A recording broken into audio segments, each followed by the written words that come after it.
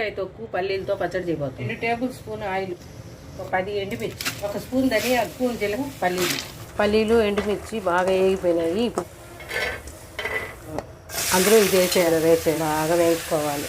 ఇప్పుడు మూత తీసి వాసన పోయేంత వరకు వేయించుకున్నాము. బాగా వేగిపోయింది. చింతపండు ఇందులో సాల్ట్ వేసుకోవాలి, కలుపుకోవాలి. పెట్టుకున్న పల్లీలు ఎండుమిర్చి మిక్సీలో వేసుకున్నాం. ఇప్పుడు మిక్సీ పట్టుకున్నాం. దీన్ని బీరకాయ తొక్కు ఇందులో వేద్దాం.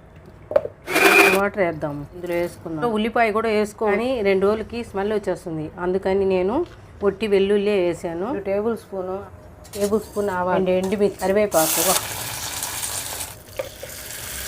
ఇప్పుడు బీరకాయ తొక్కు పచ్చడి రెడీ అయిపోయింది.